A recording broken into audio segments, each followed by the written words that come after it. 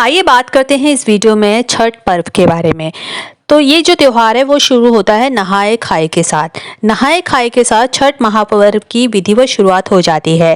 कार्तिक मास की शुक्ल पक्ष चतुर्थी तिथि के दिन ये शुरुआत होती है और इस दिन से व्रती जो होते हैं वो पूजा पाठ और भक्ति में लग जाते हैं। इस दिन घर में कद्दू की सब्जी और चावल खाकर पूजा की शुरुआत करते हैं और इसका जो समापन होता है छठ का वो षष्ठी तिथि के दिन उगते हुए सूर्य को अर्घ्य दे करके होता है। नहाए खाए के दिन जो भी व्रती होते हैं घर के, जिन्होंने व्रत रखा होता है, वो लोग घर में कद्दू की सब्जी खाते हैं। बाकी सदस्य भी खाते हैं, लेकिन सबसे पहले जो व्रत वाले होते हैं वो ये खाते हैं और इसके बाद बाकी सदस्य खाते हैं। कुछ लोग ऐसे भी होते हैं, कुछ घर ऐसे भी होते हैं गाँव में जहाँ पर ये पर्व नहीं होता है।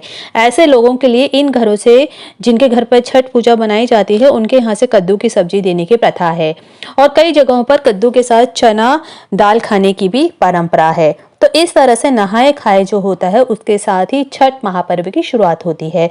और फिर बात करते हैं हम खरना के बारे में। खरना जो होता है वह छठ पूजा का दूसरा दिन होता है, यानी कि जैसे पहले हमने बताया नहाए खाए पहला दिन होता है, उसके अगले दिन जो होता है वो होता है खरना।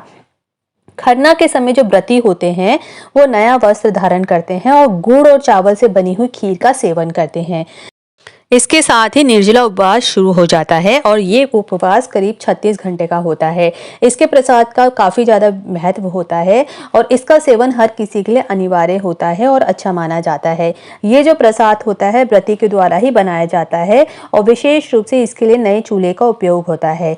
नहाए खाए के दूसरे दिन होने वाले इस खरना त्योहार को इस दिन भी व्रती पूरा दिन व्रत रखते हैं, जैसे कि वो नहाए खाए वाले दिन रखते हैं और केवल एक ही वक्त शाम को भोजन करते हैं और इसके बाद उगते हुए सूर्य को अर्घ्य देने के बाद ही भोजन ग्रहण करते हैं। अब छठ मैया से लोग अपनी मनोकामना पूर्ण करने के लिए वरदान मांगते हैं, कई मन्नतें मानते हैं। कोई मन्नतें पूरी होने पर भगवान को, छठ मैया को साड़ी की आंचल पर नटवाना चाहती हैं, तो कोई घर से छठ घाट तक दंडवत प्रणाम करते हुए जाता है। इन सब में सबसे प्राचीन जो प्रथा अगर हम मान के चलें तो वो है भीख मांगकर छठ पूजा करना भी है। ऐसा अमीर और गरीब सभी करते हैं। इसके तहत लोग क्या करते हैं, अलग अलग घरों में जाते हैं और वहाँ से भीख मांगते हैं और उसके बाद वो छठ पूजा करते हैं। हालांकि इस प्राचीन परंपरा का कुछ लोग अब गलत इस्तेमाल भी करने लगे हैं और बेवजह वो पैसा सामान तो ले लेते हैं, लेकिन छठ पूजा के नाम पर वो ठगी करते हैं।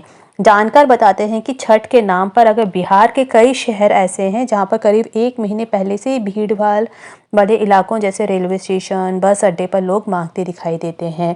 ऐसा अब दिल्ली में भी देखने को मिला है। कई शहरों में भी आप देखेंगे कि छठ के नाम पर लोग भीख मांगते हैं और लोग उनको भीख दे भी देते हैं, लेकिन ये बहुत ही गलत परंपरा है। इसका जो असली मकसद था उससे लोग भटक गए हैं और इसका गलत मिसयूज़ कर रहे हैं। उम्मीद करते हैं इस वीडियो को आप इंफॉर्मेटिव लगी होगी और आपको ये कुछ सीखने को मिला होगा। Thanks for watching.